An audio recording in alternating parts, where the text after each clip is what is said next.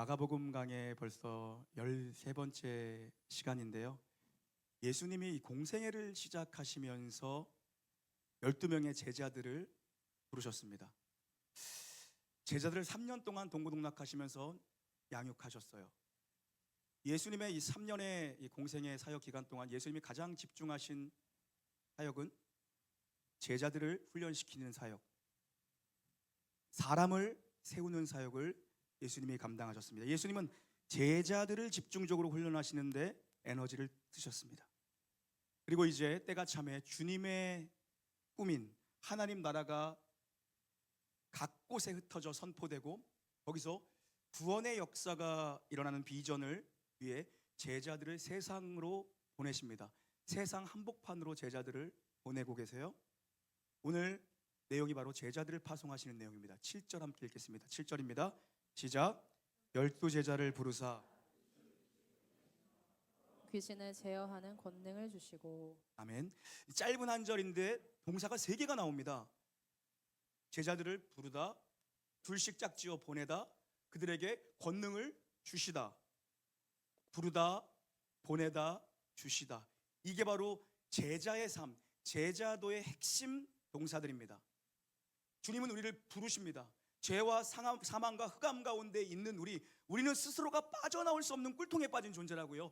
발버둥 칠수록 우리의 팔과 다리는 점점 더 죄와 사망과 흑암의 권세 가운데 빠져드는데, 기독교 구원의 핵심 메시지는 타력 구원입니다. 자력 구원이 아니에요. 누군가가 손을 내밀어 끄집어 와야지만 살 수 있는 게 기독교 구원론의 핵심이라고요. 예수님이 그 일을 행하신 겁니다. 십자가의 대속의 죽음으로 말미암아 꿀통에 빠져 죽어가는 우리를 잡아 꺼내셔서 죄와 사망으로부터 건져내셨습니다. 이게 타력 구원이에요.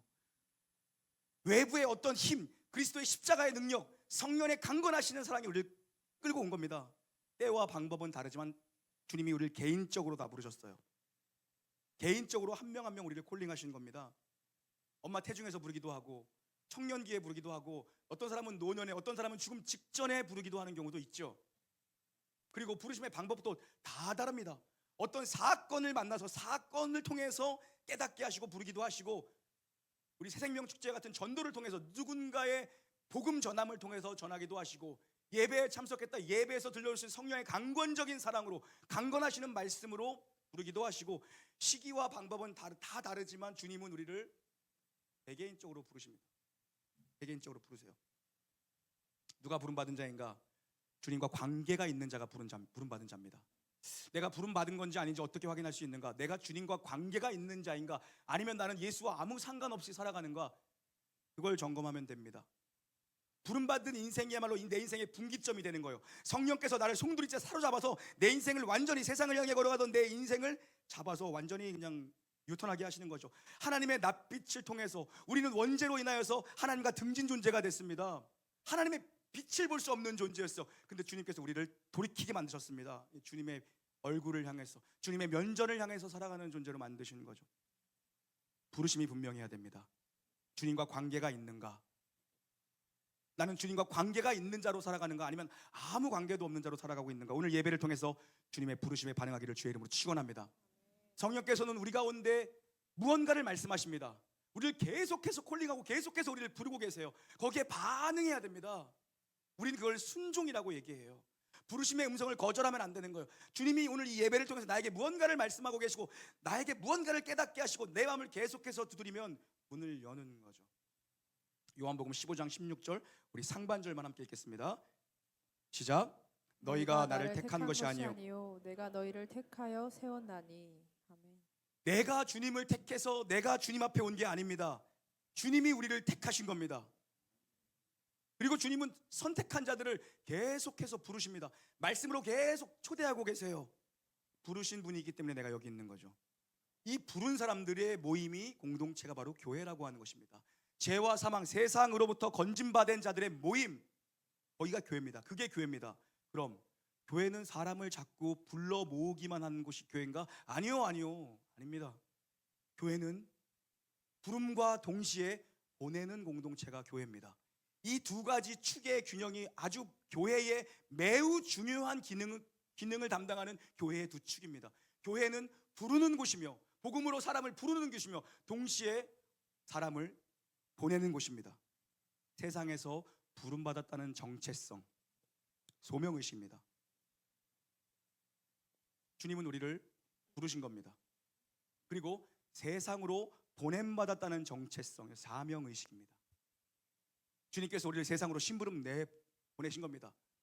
이 두 가지 축의 균형 잡힌 교회가 건강한 교회, 우리 교회가 그런 교회 될 줄 믿습니다. 오늘 보면 7절을 보십시오. 부르다 다음에 나오는 동사가 보내다예요. 부름과 보냄은 연결되어 있습니다. 단절이 아닙니다. 교회는 부르고 동시에 보내는 겁니다. 여러분을 매 주일마다 교회로 부르신 주님께서는 이제 한 주의 첫 시작인 이 주일날, 주일이 하루의 첫 시작입니다. 이 첫 시작을 주님 앞에 예배로 부르시고 6일 동안 세상에 나가 살라고, 크리스천으로 살라고 우리를 6일 동안 세상에 보내시는 겁니다.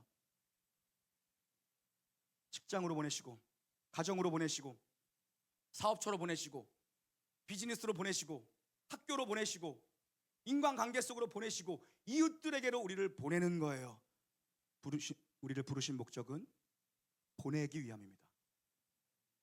우리를 교회로 부르셔서 여기가 좋사오니 우리 여기서 머뭅시다. 아니요.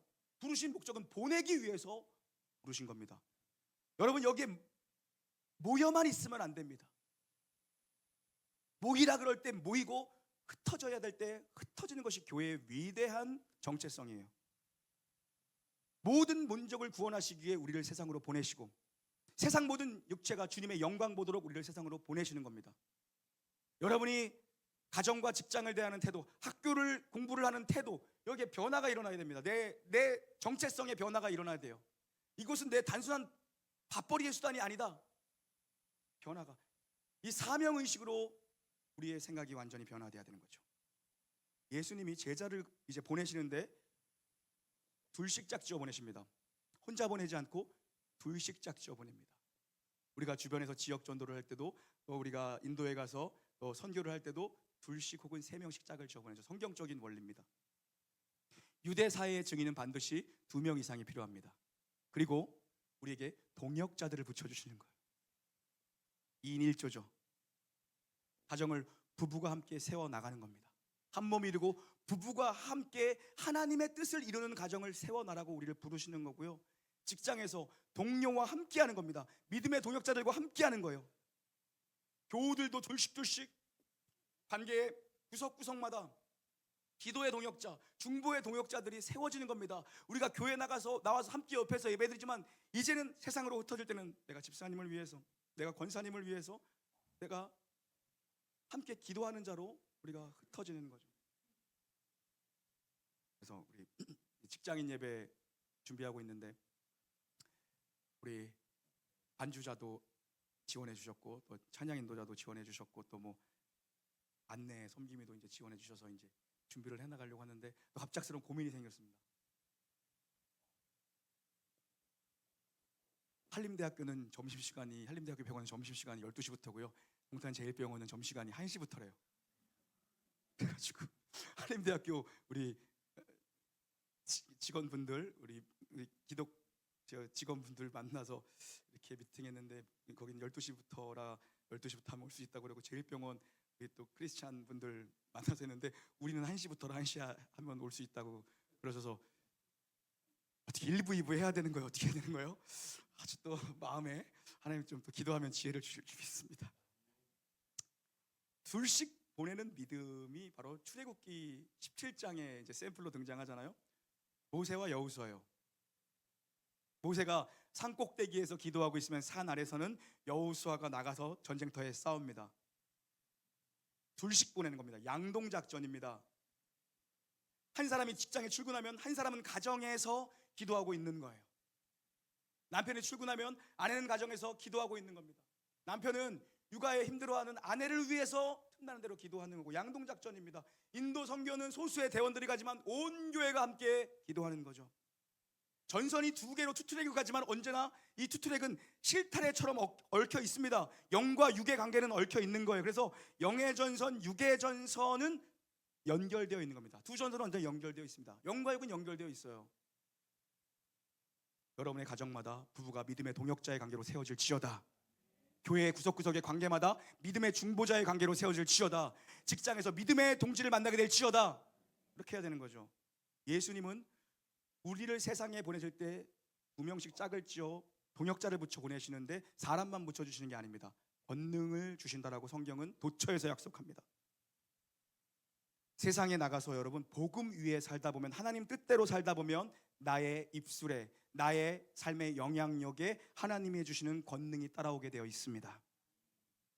내 마음대로 사니까 말의 권세, 입에 입술의 권세가 없고 복음의 능력이 나타나지 않는 거지, 복음을 위해 살고 하나님의 뜻과 하나님의 나라를 위해 산다라고 하면 하나님 그 사람에게 기름 부어 복음의 능력의 권세를 부어주실 줄 믿습니다. 세상은 마귀가 진을 치고 있습니다. 귀신을 쫓아낼 권세를 주세요. 귀신을 제어할 수 있는 능력을 주세요. 쓰지 않아서 지금 능력이 안 나타나는 겁니다. 복음에 합당하게 생활하지 않아서 능력이 안 나타나는 겁니다. 성경에서 하나님의 나라가 임했음을 구체적으로 나타내는 증거 중에 하나가 뭐냐면 귀신이 쫓겨가는 겁니다. 그게 성경이 보여주고 있는 하나님 나라가 임한 구체적인 증거가 뭐냐면 귀신이 쫓겨나가는 겁니다. 사랑하는 성도님들, 가는 곳마다 모든 영역 속에서 예수 그리스도의 이름을 선포할 때에 진을 치고 있는 마귀의 권세는 떠나갈지어다. 내가 하늘과 땅의 모든 권세를 가진 나사렛 예수의 이름으로 명하노니 더러운 귀신은 떠나갈지어다. 우리 성도들 가는 영역마다 예수 그리스도의 이름을 선포하는 것마다 승리하는 역사가 있을지어다. 어둠이 물러가고 밝은 빛으로 생명이 몰라오는 기운이 있을지어다. 그게 교회입니다. 여기에 모여있는 게 교회가 아니라 내가 세상 속에 나가 하나님의 나라를 선포하고 어둠을 내가 놓고 나의 예수 그리스도의 이름의 능력으로 선포하며 그곳을 하나님이 다스리는 땅, 복음이 임하는 땅으로 선포하는 것, 그게 바로 교회입니다. 8절부터 10절까지 한번 읽어볼까요? 8에서 10절까지 함께 읽겠습니다. 시작. 명하시되 여행을 위하여 지팡이 외에는 양식이나 배낭이나 전대의 돈이나 아무것도 가지지 말며 신만 신고 두벌 옷도 입지 말라 하시고, 또 이르시되 어디서든지 누구의 집에 들어가거든 그곳을 떠나기까지 거기 유하라. 아멘. 이건 보냄을 받은 자들의 매뉴얼인데요. 매뉴얼입니다. 양식, 배낭, 너희가 세상에 들어갈 때에 양식, 배낭, 돈, 여벌옷, 철저한 준비, 이거 없이 그냥 가라는 것입니다. 우리는 준비가 돼야 무언가를 한다라고 늘 얘기합니다. 그런데 하나님은 일단 항상 가라고 말씀하십니다. 순종해서 가라고 말씀하십니다. 우리는 어느 정도 준비가 되면 하겠다고 말합니다. 그 일은 내가 감당 못한다고 말합니다. 여러분, 여러분에게 미션이 주어졌을 때, 여러분이 감당해야 될 일이 직장에서 있든 가정에서 있든 교회에서 여러분에게 사역을 맡기든, 여러분 능력에 맞는 일을 구하지 마십시오. 일에 맞는 능력을 구하면 권능을 주실 줄 믿습니다. 내게 일이 맡겨지면 하나님, 내가 가진 자원은 이만큼뿐이고 사실 내 능력치는 이것뿐입니다. 그러나 주님이 내게 이 일을 맡기셨으면, 주께서 내게 권능을 주시면 능히 감당할 줄 믿습니다. 사람도 붙여주시고 하나님 건강도 주시고 하나님 물질도 주시고 하나님 각처에서 도울 수 있는 것들을 주시고 하나님 내게 지혜를 주십시오. 하나님 역사가 일어나는 겁니다. 제자도의 핵심은 전적인 위탁입니다. 완전한 위탁, 전적인 위탁이에요. 단돌이 잘하고 아주 세밀하고 철저하게 빈틈없는 인생 계획이 아닙니다. 하나님은 내가 어디로 가든 나와 함께 하시면 나의 공급자가 되신다라는 믿음이 필요합니다. 사람이 계획이 필요하죠. 마음으로 자기의 길을 계획할지라도 그 길을 인도하시는 분은 여호와 하나님이십니다. 여러분 꼼꼼하게 철저하게 계획하십시오. 그러나 조건을 찾아다니지 말고 내가 좋은 조건을 찾아가고 내가 좋은 환경을 찾아가는 것이 아니라 내가 있는 자리가 좋은 환경과 좋은 조건이대로 기도하는 겁니다. 그게 크리스찬의 능력이고 권능입니다. 내가 있는 자리를 복된 자리로 만드는 역사가 있을지어다. 좋은 환경과 조건이 아닙니다.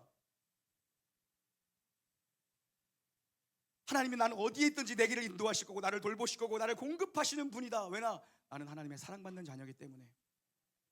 하나님 나를 고아처럼 버려두지 않을 거라는 확실한 믿음이 필요해요. 그러면 내가 어디 있을지라도 하나님이 사람을 몰려들게 하실 것이고 하나님이 돈의 가치를 나에게 몰려들게 올 것이고 하나님께서 내게 맡기신 비전과 꿈과 사명이 있다면 하나님이 그 길을 감당할 수 있도록 길을 만드시는 분, 광야의 길을 만드시는 분이 우리 하나님 좀 믿습니다. 사막에 강을 내시는 분이 우리 하나님 믿습니다. 이 역사예요. 이거라고요. 조건과 환경을 찾아다니는 게 아닙니다. 내가 있는 자리를 좋은 자리, 복된 자리로 만드는 거죠. 내가 너의 삶을 책임질 테니 우리를 세상에 내보내신 주님께서 내가 너의 삶을 책임질 테니 두려워하지 말고 믿기만 하라, 가라는 겁니다. 가라는 거예요. 복음을 위한 합당한 삶을 살면요, 공급은 하나님이 책임져 주십니다. 책임져 주세요. 그런데 인생은 자기 마음대로 살고 자기 마음대로 자기 소견대로 살다가 주일날 한번 하나님께 나와서 뭐 좀 달라고 구할 때만 친한 척하지 마시고 일주일 내내 하나님의 사람으로 살아가기를 주의 이름으로 축원합니다. 그런 자에게 하늘의 공급이 있는 겁니다. 하나님과 친한 사람, 하나님과 관계가 있는 사람, 그게 부르심에 응답한 사람이에요. 관계가 없는데 왜 주시겠습니까? 관계가 있기 때문에 주십니다. 11절을 보니까요, 너를 영접하지 않으면 발에 먼지를 떨고 돌아서래요. 환대하지 않으면 그냥 돌아서 버리라는 겁니다. 여러분, 교회는 환대가 중요합니다. 교회는 환대가 중요해요. 일주일에 한 번 만나는데 우리 환영하고 환대하는 교회가 되기를 간절히 소망합니다. 또 교회 처음 방문하신 분들 계시면 얼마나 또 어색하고 그러겠어요. 그러니까 진심으로 애정 어린 눈빛으로 예수님의 눈빛으로 축복해야 됩니다. 시키니까 하는 거 말고 환대 있는 교회가 되기를 간절히 소망합니다. 너를 환대하지 않으면, 너를 영접하지 않으면 발에 먼지를 떨고 그 집에서 돌이키라고 성경은 말씀합니다. 이건 뭐냐면요, 위기와 위기, 정말 위기의 과부하 시대를 우리가 살고 있습니다. 성경에서 예언한 마지막 주님의 재림의 때에 대한 징조들이 다 이루어지는 시대를 살고 있어요. 거짓 그리스도가 나타납니다. 이단들이 극성하죠. 도처에서 전쟁이 일어납니다. 지진이 일어납니다. 기근이 있습니다. 교회가, 복음이 핍박을 받고 교회가 박해를 받습니다. 인간관계에 붕괴가 옵니다. 각자가 다 자기만을 생각하는 그 이기심 때문에 인간관계에 붕괴가 옵니다. 그리고 모두가 돈을 사랑합니다. 음란과 타락으로 모든 하나님의 창조 질서가 무너집니다. 성경에서 얘기하고 있는 주님 다시 오실 마지막 때의 징조들은 점점 더 극화되고 있습니다. 주님이 언제 재림해도 이상하지 않은 때를 살고 있습니다. 발을 떨어버리고 영접하지 않고 복음을 환대하지 않거든 너는 발을 떨어버리고 다른 집으로 가라. 실제로 그래서 저희가 인도에 선교를 가면 가서 집의 문을 두들겨서 복음을 전합니다. 물론 인도말을 못하겠죠? 통역사가 복음을 전합니다. 받아들이면 그 집에 들어갑니다. 그러나 받아들이지 않으면 발을 떨고 나옵니다. 이 성경 그대로. 근데 그 사람들은 대부분 환대해줘요. 일단 한국 사람들을 좋아해요. 일단 환대해 줍니다. 그리고 열어줍니다. 왜냐? 그들 사람은 다 믿거든요. 모든 걸 다 오케이 하니까. 진짜 그리스도만을 믿겠냐? 그게 중요한 거죠. 진짜 예수 그리스도만을 믿겠냐? 그 물음 앞에서 이제 흔들리죠. 정말 주님이 오셔도 이상하지 않은 말세의 진말을 살고 있죠. 우리가 할 일은 분명합니다. 긴박하기 때문에 주님은 떨어버리고 옆집으로 가라는 겁니다. 복음 전파에 대한 긴박성을 가져야 되죠. 그래서 여러분, 취미 생활을 하시더라도 어떻게 하면 이 취미 생활을 통해서 내가 복음 전파할 수 있을까? 하나님 나라의 뜻을 이루며 생명의 가치로 전환할 수 있을까? 이걸 먼저 생각하셔야 되는 거고, 여러분이 사업을 하시더라도 돈을 쫓지 마시고 내가 이 사업에서 돈을 벌어야겠다. 돈을 쫓지 마시고 어떻게 하면 이 사업을 통해서 내가 하나님의 영광을 드러내며 살 수 있을까? 이런 자에게 복이 임할지어다. 돈을 쫓아가면 돈이 도망가죠. 비전을 쫓아가면 돈이 따라오는 줄 믿습니다, 여러분. 어떻게 하면 이 일을 통해서 하나님께 영광이 될까? 내가 어떻게 하면 이 직업을 통해서 하나님의 영광을 위해 살 수 있을까? 이게 승부처예요. 지금 마지막 때에 성경에서 말씀하고 있는, 예언하고 있는 그 현상들이 극화되고 있습니다. 하나만 지금 멀었죠. 뭡니까? 이 복음이 천하 만민에게 전파되어야 그제야 끝이 오리라. 그래서 여러분 그렇게 게으르게 지금 우리가 선교하고 있는 겁니까? 천하 만민에게 전파되면 그제야 끝이 온다고 얘기했습니다. 미전도 종족, 몇 종족이라고요? 크게 5천 종족이 미전도 종족입니다. 그 중에 가장 많이 살고 있는 지역이 어디라고요? 인도입니다. 인도 가는 거예요. 그 다음은 어디예요? 무슨 스탄 붙어 있는 나라, 무슨 스탄, 파키스탄, 무슨 스탄, 여기 중동. 미전도 종족, 미개척 지역, 단 한 번도 복음을 들어보지 못한 자들, 그리고 단 한 번도 교회가 세워진 적이 없는 지역이 가장 많은 것이 인도입니다. 복음 전파의 긴박성이죠. 그래서 지금은 한가한 시간이 아니니 복음을 환대하지 않거든 떨어버리고 옆집으로 가라는 거예요. 지금 이 긴박한 시간에 쟁기를 손에 잡고 뒤를 돌아보는 자는 하나님 나라에 합당하지 않다라고 성경은 분명히 강조하고 있습니다. 합당하지 않은, 뒤를 돌아보는 것은 하나님의 백성으로서 합당하지 않습니다. 표대를 향해 전진하는 게 하나님의 백성입니다. 이건 우리 삶에 적용해 보면 과거의 실패에 연연하지 말라는 겁니다. 과거의 실패에 연연하지 말고 소망의 미래를 향해 달려가라는 거예요. 발을 떨어버리라. 과거에 집착하지 말고, 과거에 묶여있지 말고, 과거에 실패한 트라우마에 붙잡혀 있지 말고 소망의 미래를 향해 달려가라는 것입니다. 여러분, 의인은요, 악인은요, 의인과 악인의 특징, 하나님의 백성과 세상 백성의 특징, 잠언 24장 16절은 이렇게 기록합니다. 대저 의인은 7번 넘어져도 다시 일어나거니와 악인은 재앙으로 말미암아 엎드려 지느니라. 악인은 일어나지 못합니다. 그러나 하나님의 백성들은 다시 일어날 수 있습니다. 실패의 자리를 떨고 다시 일어날 수 있습니다. 왜냐? 하나님이 그 중심에 계시기 때문에, 하나님이 그 안에 계시기 때문에 다시 일어나는 겁니다. 하나님으로 말미암아 재기할 수 있는 거죠. 빌립보서 3장 13, 14절 읽겠습니다. 시작. 형제들아,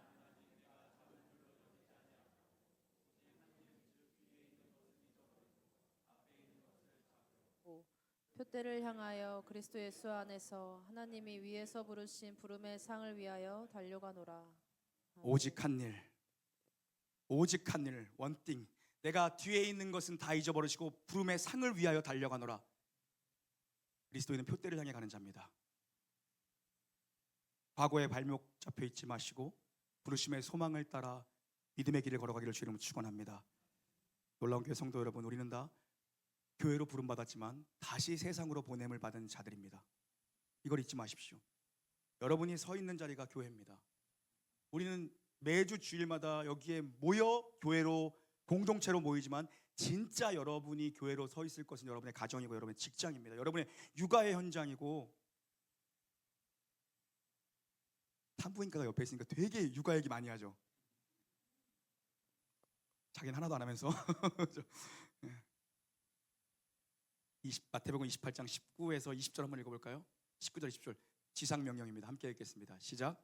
그러므로 너희는 가서 모든 민족을 제자로 삼아 아버지와 아들과 성령의 이름으로 세례를 베풀고 내가 너희에게 분부한 모든 것을 가르쳐 지키게 하라. 볼지어다 내가 세상 끝날까지 너희와 항상 함께 있으리라 하시니라.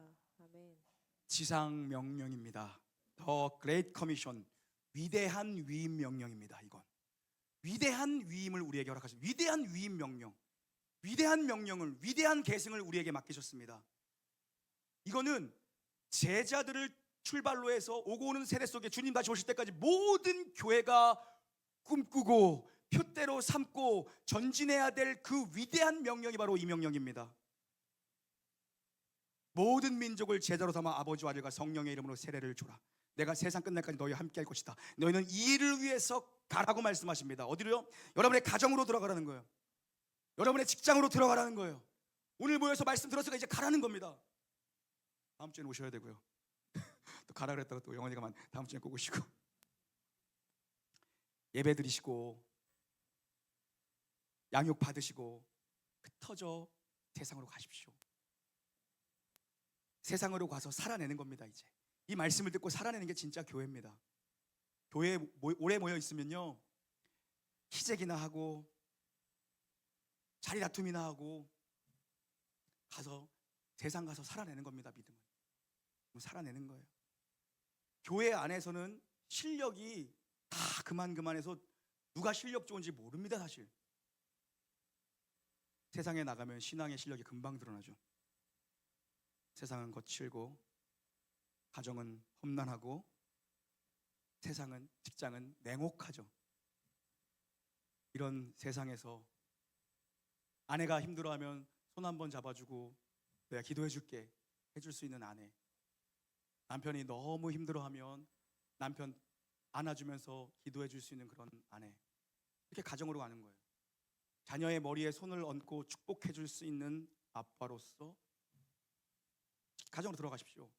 그리고 직장 동료가 힘들어하면 내가 하나님께 기도해 줄게 하고 손잡고 직장 동료를 위해 기도해 줄 수 있는 상사.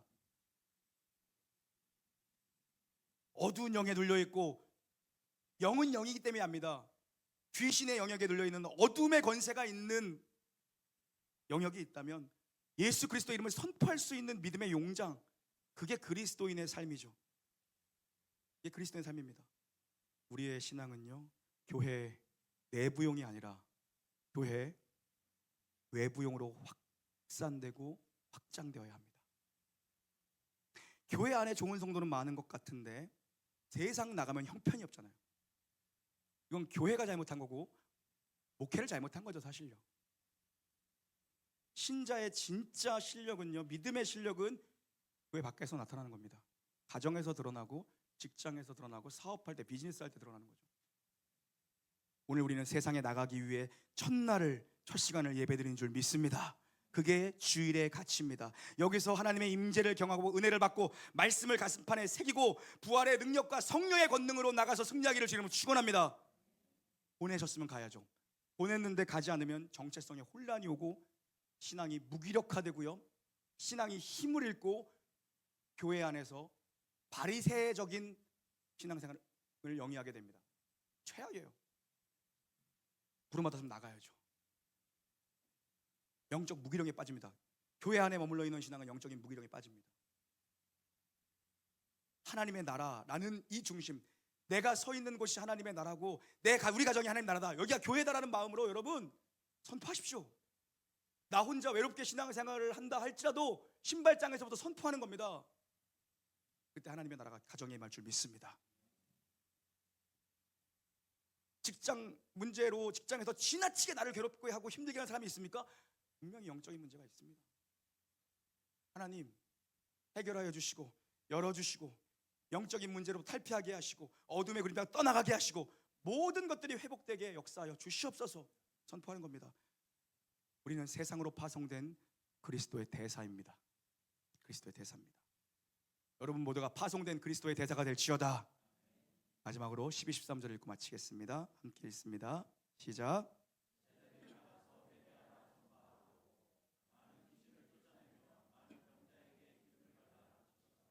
아멘.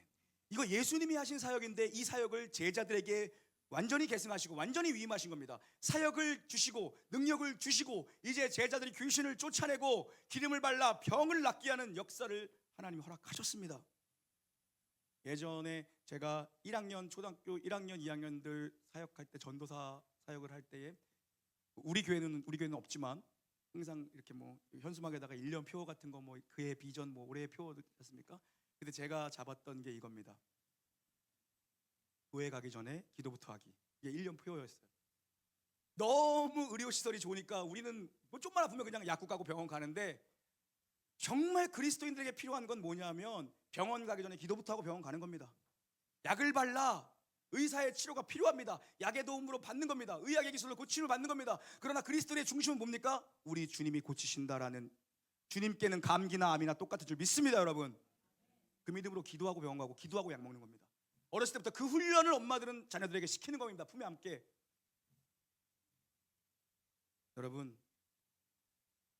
이제 우리에게 복음에 합당한 삶을 요구하십니다. 그러면 하나님이 합당한 능력을 주신다고 말씀하십니다.